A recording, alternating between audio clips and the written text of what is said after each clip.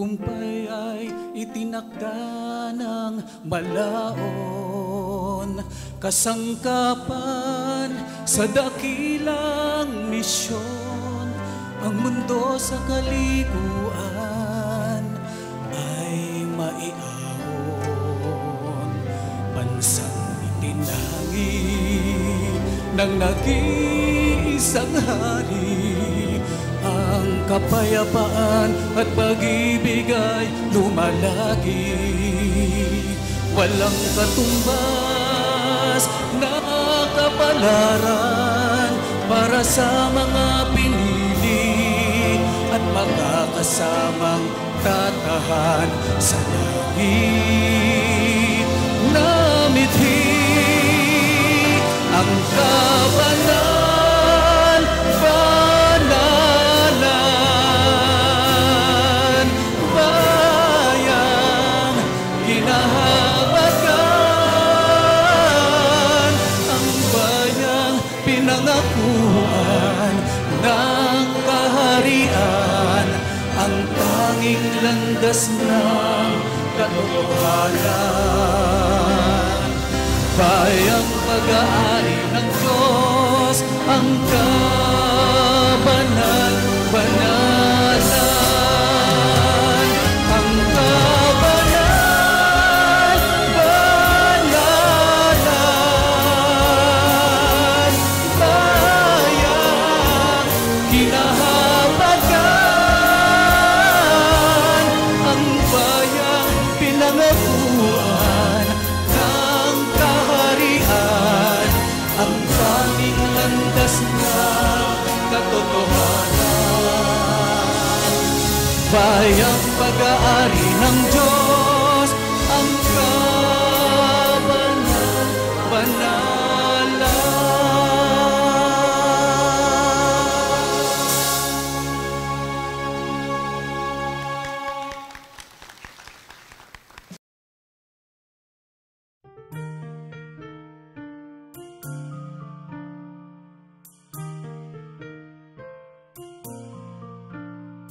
In a world where hearts can break, we shine a light for Jesus' sake, with open arms and love so true. In Christ's name, we care for you. From the lost and weary to the broken soul, we'll offer comfort, making them whole. With acts of kindness and prayers we bear, we show God's love, showing we care.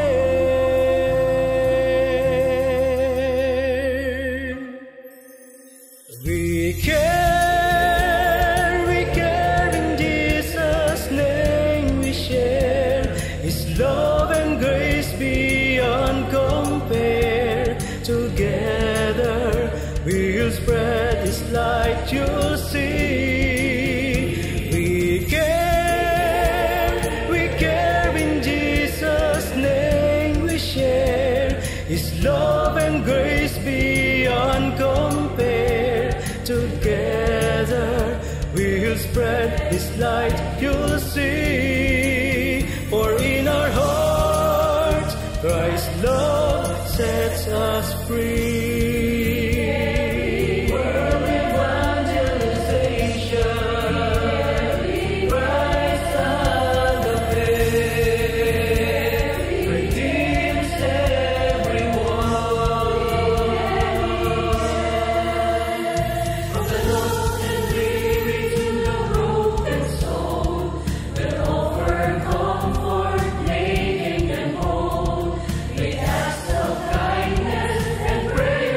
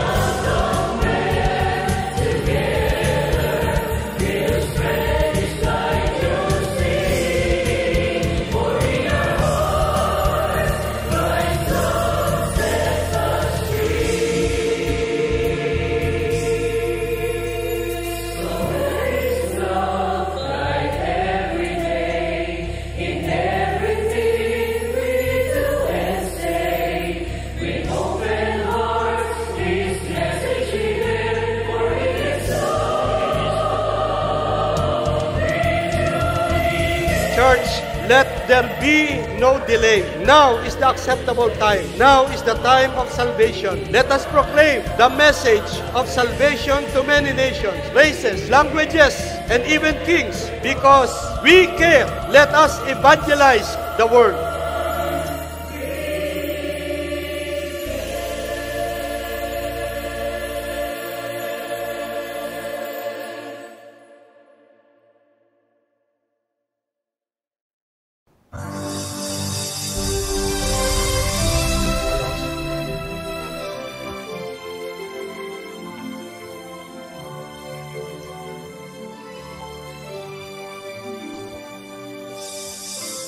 Kapayapaan po muli sa inyo mga mahal po namin taga-subaybay at salamat po sa ating Panginoon na patuloy po nagbibigay sa atin ng pagkakataon na magkasama-sama po tayo sa ganitong paraan upang tayo po ay patuloy na lumago sa ating po mga pananampalataya sa pamagitan po ng pag-aaral ng mga salita ng Diyos sa pamagitan ng programang Ang Kabanal-Banalan.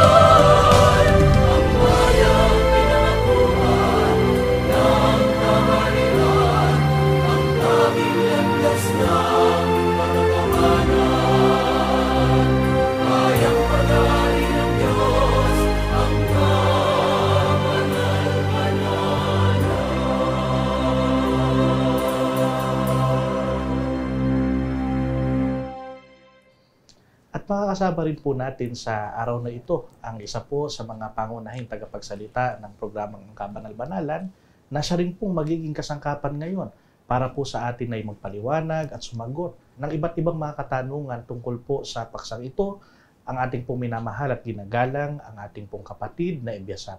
Kapayapaan po, kapatid na Ebiasap. Kapayapaan po na Jehiel at kapayapaan po ang sumainyo, mga mahal naming mga taga-subaybay.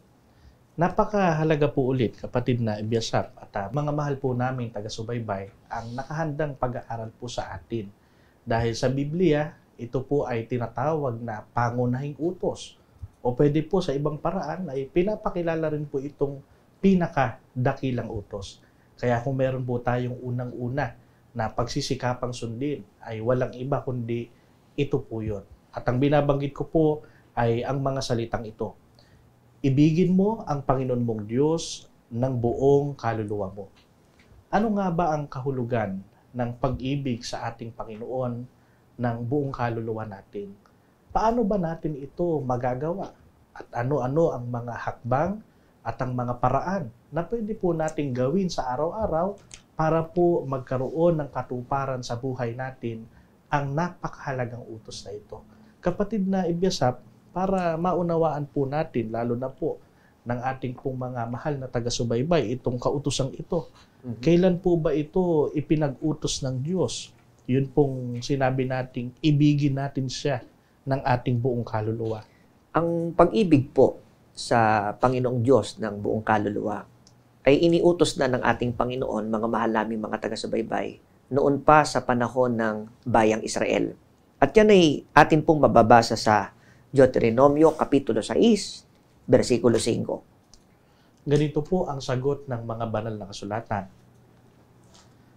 At iyong iibigin ang Panginoon mong Diyos ng iyong buong puso at ng iyong buong kaluluwa at ng iyong buong lakas. Napakalinaw po ng atin pong narinig. Ang pag-ibig po sa Panginoong Diyos ay kailangan pong buong puso, buong kaluluwa at buong pag-iisip. Ang ibig sabihin nito, kapatid na Jehiel, kapag magmamahal po tayo sa Diyos, kailangan nating tiyakin na buong pagkatao nating iniaalay ang pagmamahal sa Kanya. Opo, sa mga talatang ito, kapatid na Ebiasap, ito po'y iniutos sa panahon pa ng Israel at noon pa man, yung pong pag-ibig sa Diyos ay meron na pong kaakibat na sabi nga po ay pamantayan ng pag-ibig. Hindi po maaari na kung iibig tayo sa Diyos ay konti lang, mga mahal po namin taga-subaybay. Hindi rin pwede na ito po'y sabi nga tira-tirang pag-ibig. Kundi sabi po ng mga banal na kasulatan at ito po'y inuulit po natin, utos noon pa man na kung iibigin natin ang Diyos, iibigin natin siya ng buong puso, buong pag-iisip, at sabi nga ng ating paksa, buong kaluluwa. Paano po ba ito pinagtibay, kapatid na Ebiasap, kahit po sa panahon na nilalakaran natin ngayon? Pinagtibay po ang kautosang ito nang ang ating Panginoong Kristo Jesus ay magkatawang tao. Siya rin ang ipinapakilala ng mga kasulatan na dakilang saserdote na walang hanggan o walang katapusan. At yan ay mababasa po natin ang sagot ng kasulatan tungkol sa kanyang kautosang pinagtibay sa Mateo Kapitulo 22, versikulo 36 hanggang 37. Pakibasa po, kapatid na Jehiel. Narito po, mga mahal na taga-subaybay, ang sagot ng Biblia. Guro, alin baga ang dakilang utos sa kautusan? At sinabi sa kanya, iibigin mo ang Panginoon mong Diyos ng buong puso mo at ng buong kaluluwa mo at ng buong pag-iisip mo. Napakaliwanag po ng ating narinig, mga mahal naming mga taga-subaybay. Nang pagtibay ng Panginoon ng kautosang ito, niliwanag niyang mabuti ang tamang pamantayan kung papaano magmamahal sa Diyos. Kailangan buong puso, buong kaluluwa at buong pag-iisip. Ibig sabihin, kapatid na JL, gaya ng kanina po inabanggit nyo, hindi pwedeng tira-tira. Kaya paulit-ulit na binanggit sa talata ang tungkol sa buong puso, Opo. buong kaluluwa. Dahil tayo man, kapatid na JL, mga mahal namin mga taga-subaybay, payag ho ba kayo na kayo mahalin ng inyong mga mahal sa buhay ng kalahati lang? Lahat tayo, sa pamantayan natin bilang mga tao, naghahangad tayo na mahalin ang ating mga mahal sa buhay ng buo. At kung tayo ay nagnanais na mahalin ng buo ng ating mga mahal sa buhay, karapat-dapat lang, kapatid na JL, na iukol sa Diyos ang buong pagkataong pag-ibig. Opo, at nawa po ay makita rin po natin, mga mahal na taga-subaybay, ito pong kahalagahan ng utos na ito dahil ito mismo ay itinuro ng Panginoon nang siya po ay magkatawang tao. Hindi niya pinayagan na hindi samantalahin ang pagkakataon ng kanyang pagkakatawang tao upang ito po ay muling ibilin sa kanyang mga lingkod. Sa atin po, kapatid na Ebiasap, kahit po sa inyo, mga gili po namin taga-subaybay at mga magulang, pagka isang bilin po ay mahalaga, ano po bang madalas nating nagagawa? Di ho ba't ito'y nauulit nating sabihin? At ito po ay muli ay pinagtibay ng Panginoon sa kanyang pagkakatawang tao. Palibasa, ito po ay may malaking kahalagahan sa buhay natin ng mga naglilingkod sa Kanya. Kaya po, kung tayo po ay magmamahal sa Diyos, gaya ng narinig natin sa ating kapatid na Jehiel, mga mahal naming mga taga-subaybay, talagang hindi lamang po nagturo ang ating Panginoong Kristo Jesus tungkol sa pag-ibig. Sa katotohanan, siya ay nagkatawang tao. Lumagay po siya sa kalagayang anak para bigyang halimbawa ang bawat isa sa atin kung papaano nga ba dapat na magmahal sa Diyos. Paano magiging karapat-dapat ang pag-ibig natin sa Kanya. Hindi po kasi, kapatid na JL, na sinabing basta magmahal lang eh. Opo. Yung karapat-dapat na pag-ibig ang dapat nating matiyak. Tanungin natin ang ating mga sarili. Ito bang pagmamahal na ginagawa ko ngayon sa Panginoon? Ito na ba yung karapat-dapat na pag-ibig na hinihingi niya? At dahil sa mahal niya tayo, nais niyang makatugon tayo sa kanyang kahingian sa pamamagitan ng tamang pag-uukol ng pagmamahal sa Kanya. Opo, mga mahal namin taga-subaybay, kagaya nga po ng sabi nyo, kapatid na Ebiasap, ito po ay binigyang halimbawa ng ating Panginoon kung paano ba yung pag-ibig ng buo ayon sa kanyang kahingian din naman sa atin. At kung binigyang halimbawa niya, isa lang pong ibig sabihin niya, kapatid na Ebiasap, mga mahal po namin taga-subaybay, kung binigyang halimbawa, ibig sabihin ito po naman ay marapat nating tularan. At kung tutularan, kapatid na Ebiasap, paano ba natin ito magagawa? Yung pong pag-ibig sa Diyos ng buong kaluluwa. Napakagandang tanong po niyan, kapatid na Jehiel. Pagka po narinig natin yung salitang iibigin natin ang Panginoong Diyos ng buong kaluluwa. Ang talagang kahulugan po nito, mga mahal naming mga tagapakinig, iibigin natin ang ating Panginoong Diyos ng ating buong buhay. At yan ay mababasa po natin sa sulat ni Apostol Pablo sa mga taga-Tesalonika. Ang kapitulo ay 2, ang bersikulo po ay 8. Narito po at ating pong sama-samang basahin sa unang Tesalonika 2:8 ang mga talata. Gayon din naman kami, palibhasa'y may magiliw na pag-ibig sa inyo, ay kinalugdan namin kayo bahaginan, hindi lamang ng ebanghelyo ng Diyos, kundi naman ng aming sariling mga kaluluwa, sapagkat kayo naging lalong mahal sa amin. Sa talatang atin pong napakinggan, mga mahal naming mga taga-subaybay, sinalita ni Apostol Pablo kung anong klaseng damdamin meron siya sa kapatiran na kanyang pinaglilingkuran. Palibasa, mahal po niya ang mga kapatid na ito. Pinatunayan niya ang kanyang pagmamahal sa pamamagitan ng pagbibigay ng kanilang kaluluwa o pagbibigay ng kanyang kaluluwa sa mga kapatid na ito. At para maging maliwanag sa atin yun, kapatid na Jael, ano bang ibig sabihin nung ibinigay ni Apostol Pablo ang kanyang kaluluwa sa pamamagitan ng pangangaral ng Ebanghelyo at iba pang mga paglilingkod na kanyang ginawa? Basahin po natin sa isa pang salin sa Biblia, sa Tagalog Popular Version, ang nasabing talata. Narito po at ating sama-samang tunghayan ang sagot sa atin ng Biblia. Dahil sa laki ng aming pagmamahal sa inyo, hindi lamang namin inihahandog ang aming sarili sa pangangaral sa inyo ng magandang balita, kundi maging ang aming buhay ay ihahandog din namin. Yan po, mga mahal naming mga taga-subaybay, ang tunay na kahulugan ng pag-ibig ng buong kaluluwa. Nung tingnan natin sa saling ito, ang katumbas na salitang ginamit ay pagbibigay ng buhay, kapatid na Jael. Opo, at kung ang isang tao ay magmamahal, na handa niyang ibigay ang kanyang buhay, kapatid na Ibyasak, at mga mahal po namin taga-subaybay, ay nakatitiyak po tayo na ito pong pag-ibig na ito ay hindi maliit na uri ng pag-ibig, kundi malaking pag-ibig at totoong pag-ibig na iniuukol. At ganyan mismo ang ginawa po ng ating Panginoong Kristo Jesus, di ba, kapatid na Ibyasak? Kanina po'y binanggit natin na nagbigay halimbawa ang ating Panginoon. Siya rin po ay nasumpungan natin na ibinigay niya ang kanyang buhay. Opo.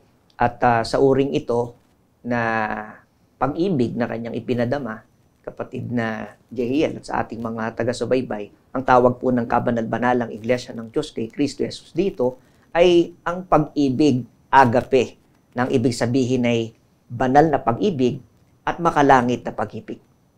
Opo, kaya nang dumating sa pagkakataon na kinailangan ng Panginoon na ibigay ang kanyang buhay alang-alang po sa kapatawaran ng ating kasalanan, ay hindi nga natin mababasa sa Biblia na nagdalawang isip ang Panginoon, kundi naging handa siya na ibigay ito alang-alang sa atin.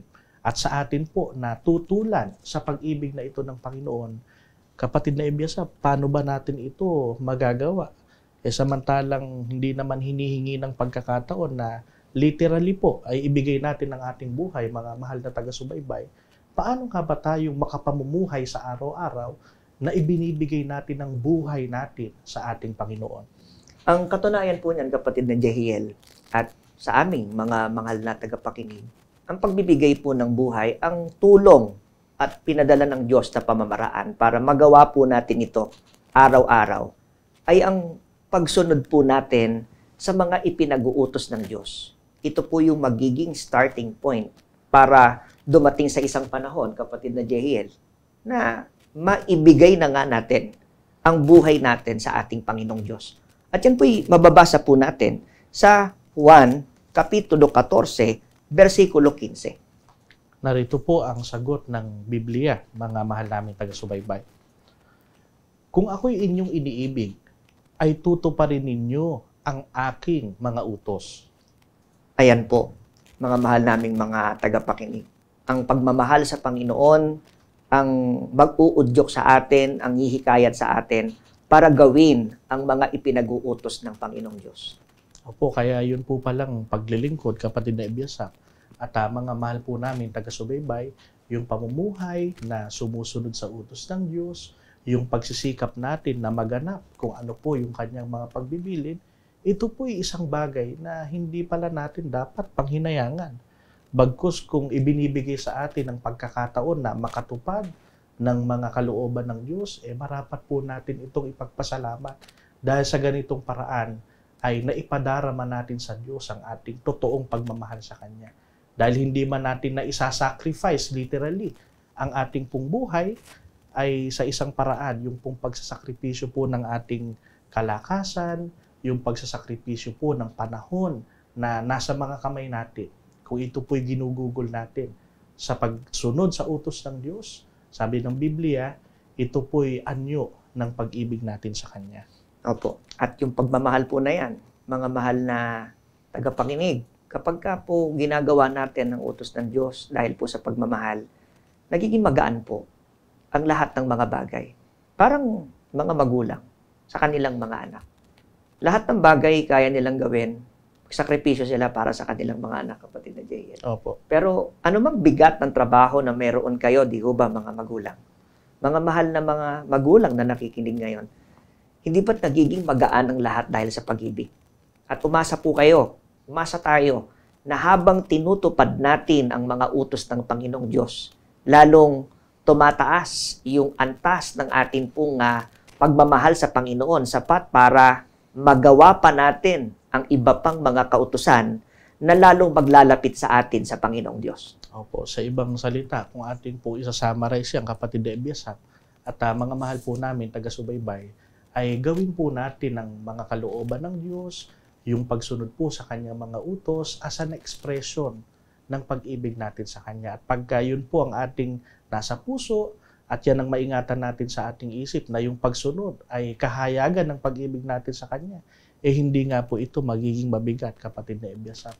At tayo naman na naghahangad po, mga mahal na taga-subaybay, na lalong lumago sa pag-ibig natin sa Panginoon, paano ba natin ito mabisang magagawa, kapatid na Ebiasap, ayon po sa Biblia? Ang paraan po, mga mahal naming mga tagapakinig, kailangan po nating tikman. Kailangan po nating tuklasin ang mga kabutihang ipinararanas ng Panginoon araw-araw sa ating buhay. At yan po'y mababasa po naman natin sa Aklat ng Mga Awit, Kapitulo 34, versikulo 8. Ito po ang nakasulat. Ating pong sama-samang basahin. O inyong tikman at tignan ninyo na ang Panginoon ay mabuti. Mapalad ang tao na nanganganlong sa Kanya. Para po pala, lalo po tayong lumago sa pag-ibig sa Panginoon. Sabi ng Biblia, mga mahal na taga-subaybay, tikman po natin at tignan ang kabutihan ng Panginoon. Yung pong salitang tikman, kapatid na Ebiasap at mga mahal po namin taga-subaybay, madalas po ito ginagamit natin para po tukuyin yung mga, sabi nga po, pagkain. Diba? At pag meron po tayong tinitikman, dalawa lang po yan. Maaring maging masarap o hindi masarap, kapatid na Ebiasap. Pero pang pag-uusapan po natin ay ang pag-ibig ng Diyos. Alam po natin na ito po ay kung ating titikman, sabi nga ng Biblia, ay tiyak po tayong magiging masarap. Opo. At sa isa pang paraan ng pagtuturo, mga mahal naming mga tagapakinig, nung basahin po ng ating kapatid na Jehel, yung talata, na mapalad ang tao na nanganganlong sa Kanya, ang makakaranas ng araw-araw na kabutihan ng Panginoon ay ang mga tao po na nanganganlong o nanghahawakan sa atin pong Panginoong Diyos. Sa isang salin po ng mga banal na kasulatan, ang makikita po natin yung salitang manganganlong, ang nakalagay, "Come to Him for protection, and you will be glad." Kapag ka po nanganganlong, lumalapit tayo sa Panginoon para maranasan natin yung Kanyang proteksyon. Kasi yun naman talaga ang kahulugan ng pagmamahal. Opo. Kapatid na Jair. Kapag ka po lumapit tayo sa Diyos, minahal natin ang Panginoon, wala na pong dapat pang tanungin o questionin kapag pag-ibig ng Diyos sa atin ang pag-uusapan. Po. Tapat ang Diyos sa Kanyang pagmamahal. Walang hanggan po ang Kanyang pag-ibig.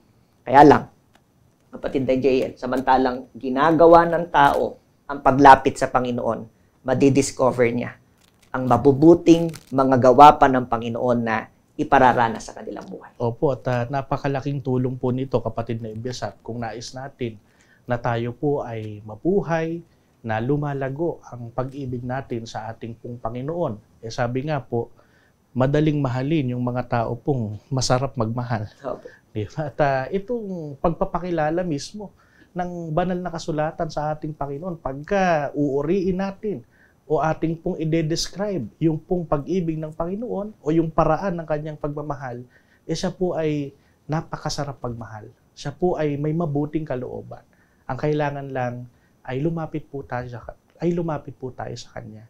Sa araw-araw, huwag po nating payagan na hindi natin hinahanap na makita natin ang kabutihan ng Panginoon sa buhay natin. Dahil isang bagay po ang tiyak, mga mahal po namin taga-subaybay.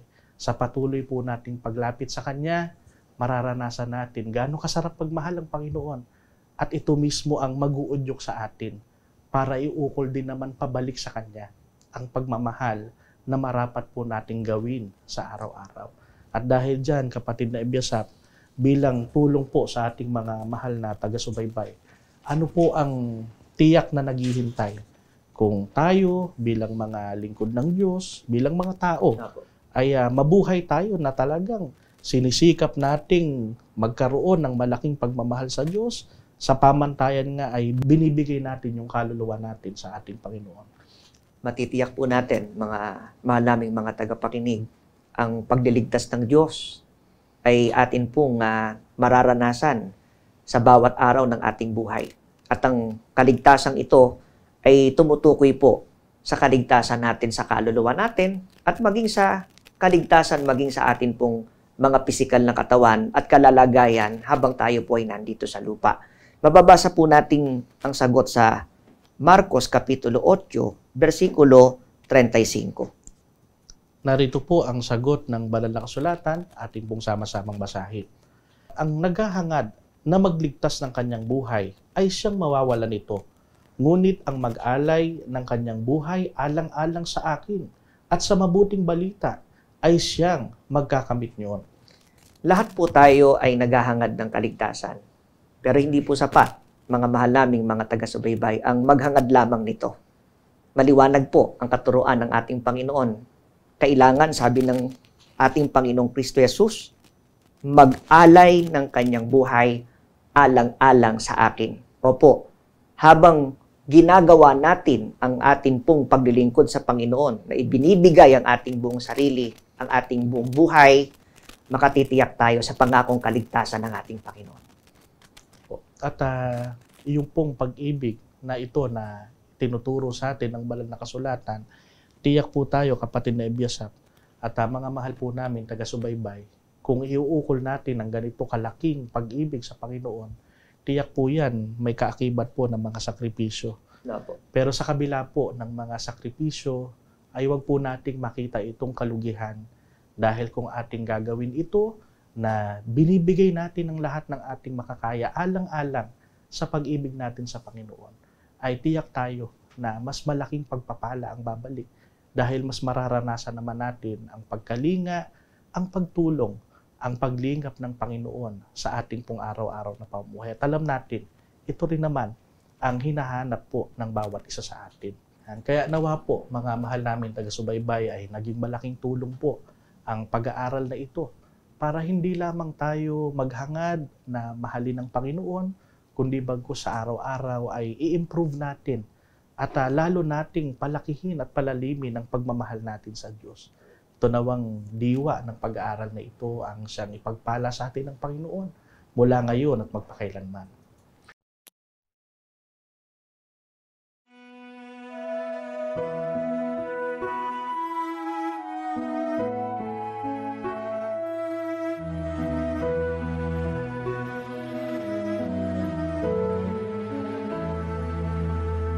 Ang mga pangyayari ngayon nasaksihan ay isang hiwaga na sa atin iniaral.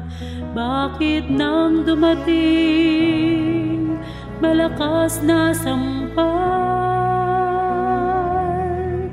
hindi matanggap ng iyong kalooban? Pangyayari ngayon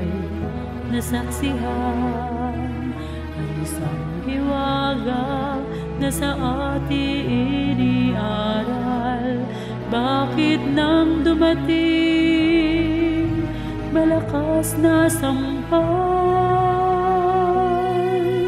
hindi matanggap ng iyong kalooban?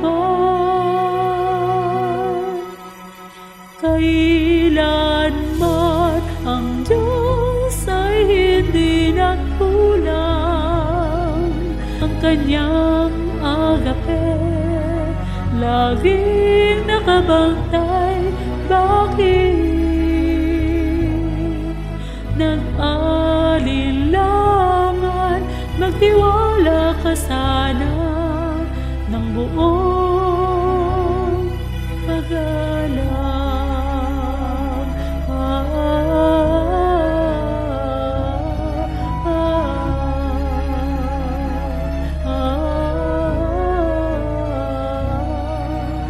Mga pangyayari ngayon nasaksihan ay isang hiwaga na sa ating iniaral.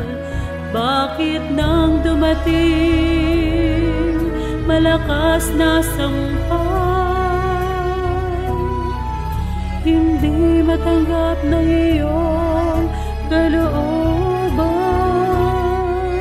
Kailanman ang Diyos ay hindi nagkulang, ang kanyang agape laging nakabantay. Bakit nag-alilangan? Magtiwala ka sana ng buong paggalang. Mayroon pa bang daang nalalaman na magdadala sa'yo sa kasakdalan? Ang pagliligtas ay para sa bayan, ang inang iglesia na kabanal-banalan. Kailanman ang Diyos ay hindi nagkulang, ang kanyang agape laging nakabantay. Bakit nag-alilangan? Magtiwala ka sana ng buong paggalang. Magtiwala ka sana ng buong paggalang.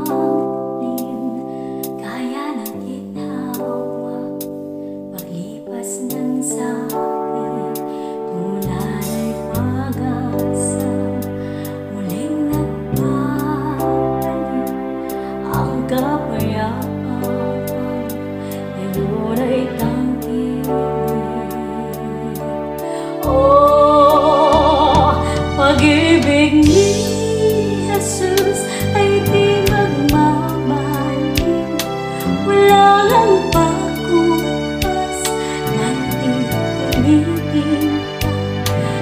Wala ng awitin sa aming umaliw. Pag-ibig mo, O Diyos, ay aming kapitin.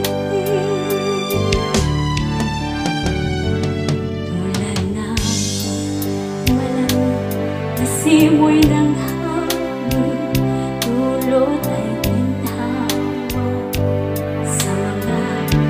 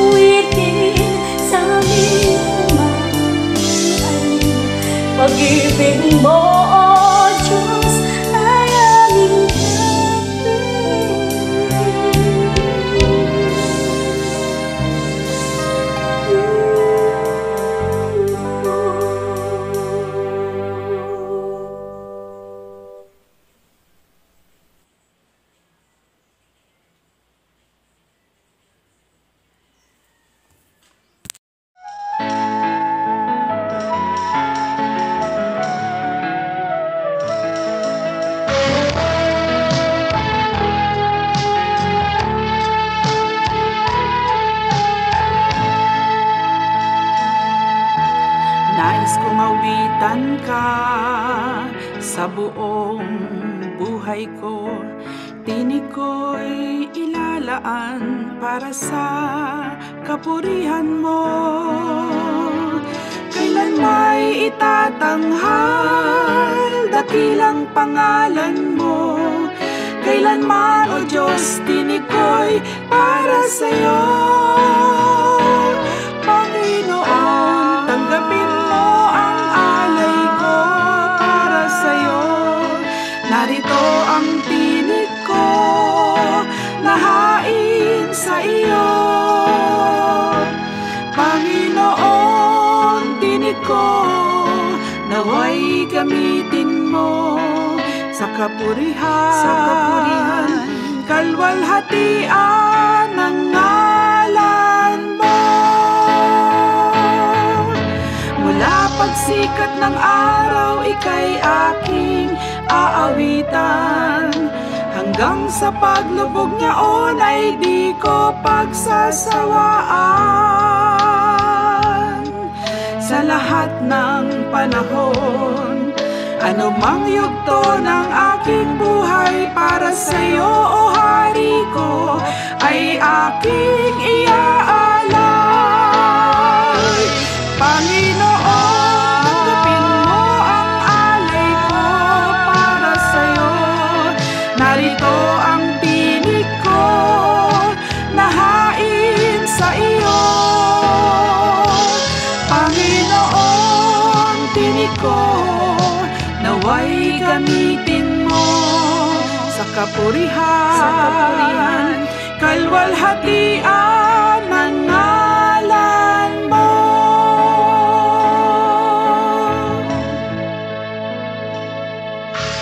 Nais kong awitan ka sa buong buhay ko.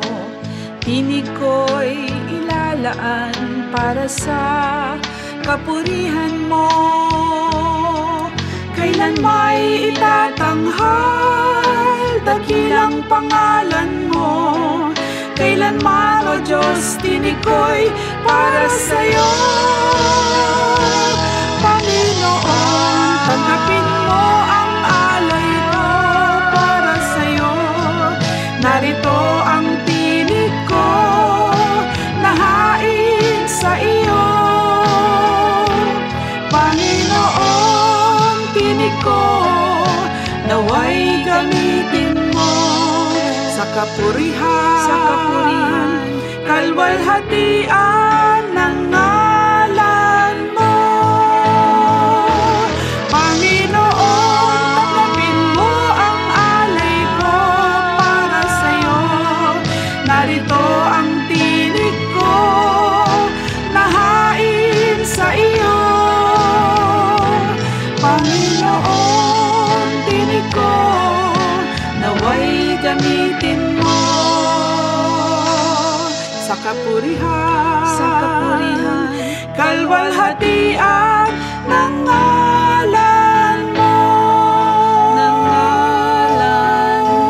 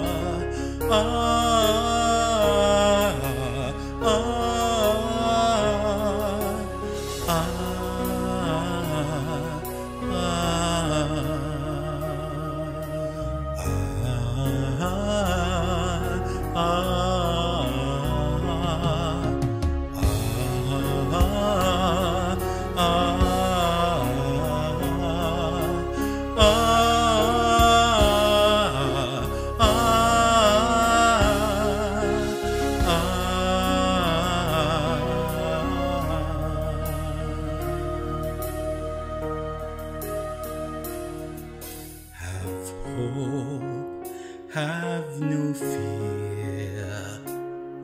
Stand up and dry your tears.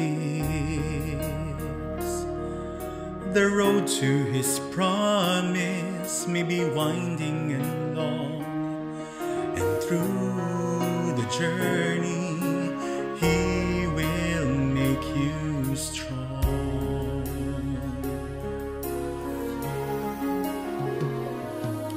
Have faith, just believe. Look up and see no fear. The way to His promise is to follow His words, and in this journey the Lord will guide you until you reach the end. And He's not blind to see all the steps you make. In fact, He lifts you up for every fall that you take. God will never, ever forsake His faithfulness, His love and grace, and His promise will never fail.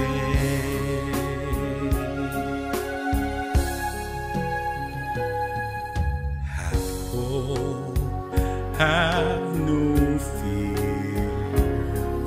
Stand up and dry your tears. The road to His promise may be winding and long, and through the journey He will make you strong. Have faith, just believe. Look up and see no fear. The way to His promise is to follow His words, and in this journey the Lord will guide you until you reach the end. And He's not blind to see all the steps you make. In fact, He lifts you up for every fall that you take. God will never, ever forsake His faithfulness, His love and grace, and His promise will never fail. From above, He will lead the way through the storm. He will keep you safe, further and further, higher and higher.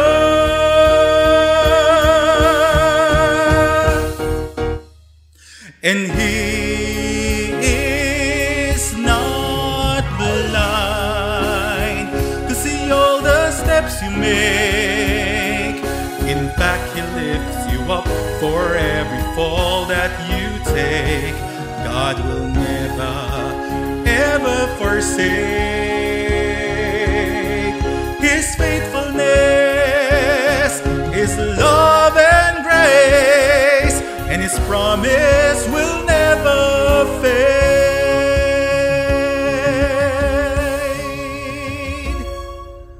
And His promise through the journey will never fade.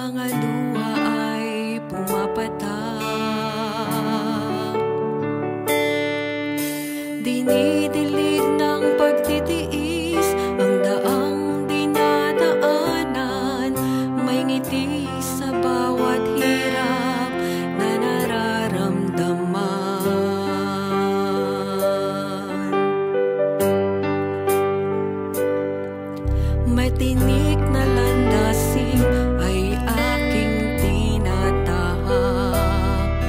Sa bawat paghakbang, ang mga luha ay pumapatak. Dinidilig ng pagtitiis ang daang dinadaanan, may ngiti sa bawat hirap na nararamdaman.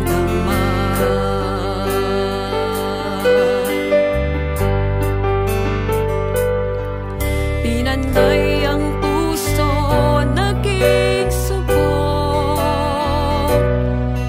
sapagkat iyong dinalisay.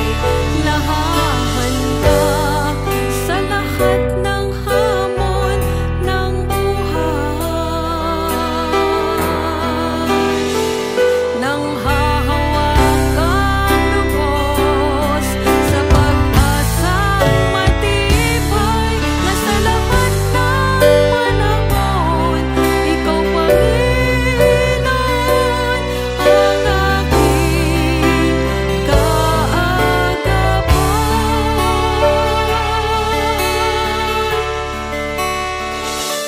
Lahat ng bagay ay aking malalagpasan.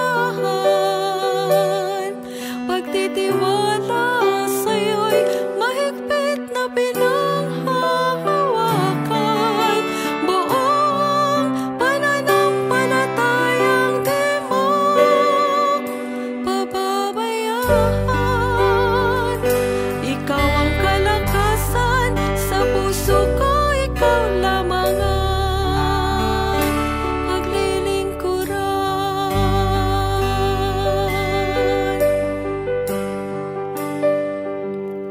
Aking paghakbang ay lalo pang palalakasin. Madupilis man ng ilang ulit, ay babangon pa rin. Bawat sakit ay patuloy na titiisin.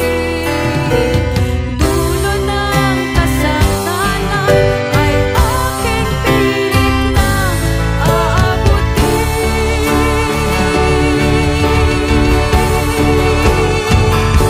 Lahat ng bagay ay aking malalagpasan.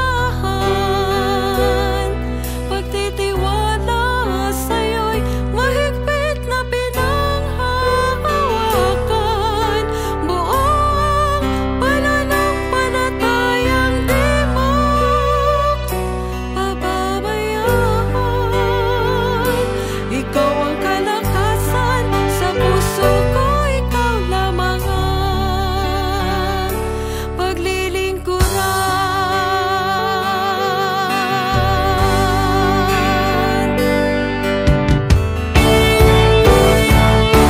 Lahat ng bagay ay aking malalagpasan. Pagtitiwala sa'yo'y mahigpit na pinanghahawakan. Buong pananampalatayang di mo pababayaan. Ikaw ang kalakasan sa puso ko, ikaw lamang ang paglilingkuran. Sa puso ko, ikaw lamang ang paglilingkuran.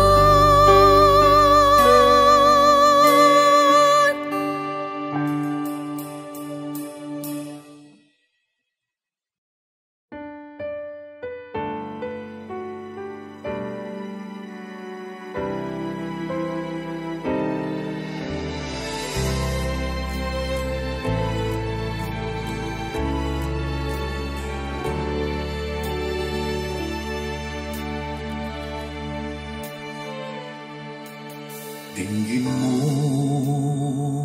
sana ang dalangin ko, naghahayag ng pagpupuring alay sa iyo pagtatagumpay. Ang sa akin idinulot o pagkarikit ng iyong pangako, o labis ang iyong pagmamahal. Hindi ko masusukat o kaya ay pantayan, kadakilaan, puspos ng kalwalhatian. Sa paglalakbay, ikaw ang patnubay. Tanging ligaya ang sa tuwina ay siyang lagi kong kasama. Hindi mo pinabayaan na nag-iisa. Ikaw ang kanlungan ko at tangi kong pag-asa makapanatili. Sana ako, Ama.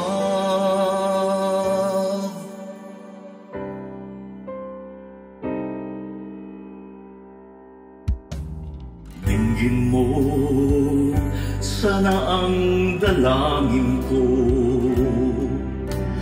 naghahayag ng pagpupuring alay sa iyo pagtatagumpay. Ang sa akin idinulot o pagkarikit ng iyong pangako, o labis ang iyong pagmamahal. Hindi ko masusukat o kaya ay pantayan, kadakilaan, puspos ng kalwalhatian. Sa paglalakbay, ikaw ang patnubay. Tanging ligaya ang sa tuwina ay siyang lagi kong kasama. Hindi mo pinabayaan na nag-iisa. Ikaw ang halungan ko at tangi kong pag-asa makapanatili. Sana ako, Ama.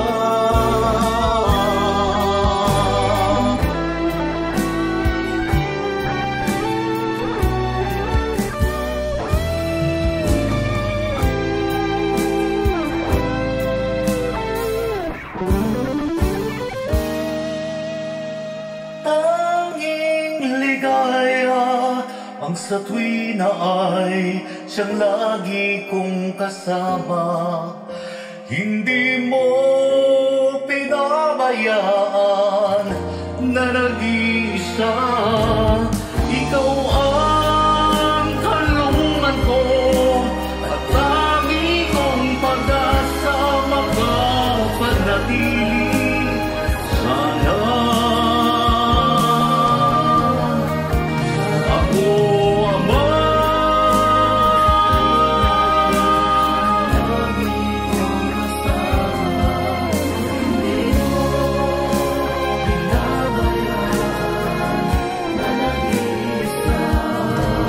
Ikaw ang kalungan ko at tangi kong pag-asa makapanatili. Makapanatili. Sana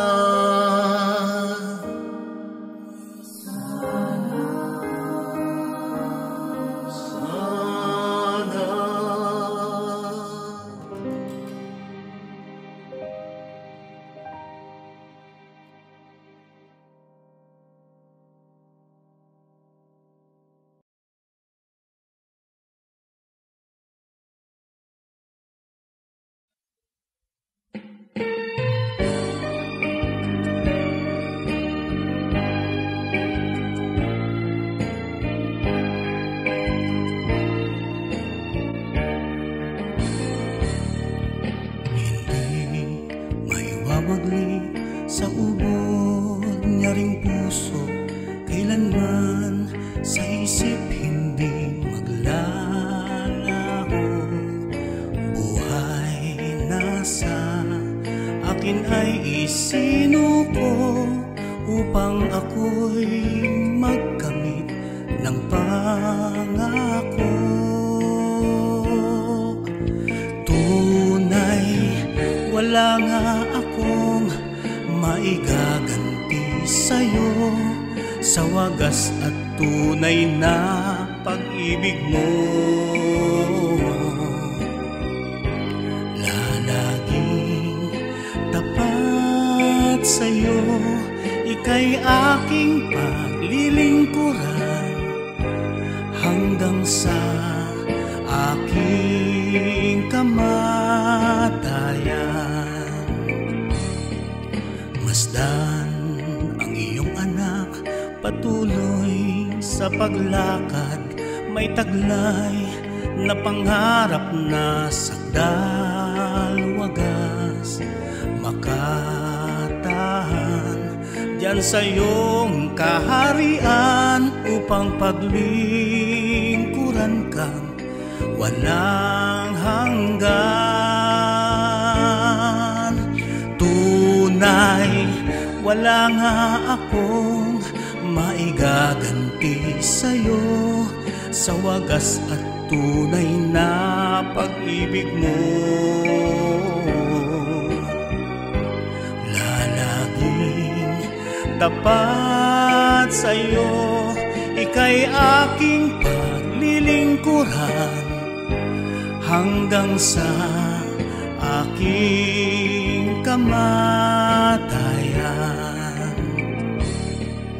Buo ang pag-asa kong hindi mo iiwanan, sa gitna man ng hapis at kalungkutan. Ako'y magiging ilaw sa karimlan, dahil taglay ko ang iyong kaliwanagan. Tunay, wala nga akong maigaganti sa'yo, sa wagas at tunay na pag-ibig mo. Lalaging tapat sa'yo, ika'y aking paglilingkuran hanggang sa aking kamatayan.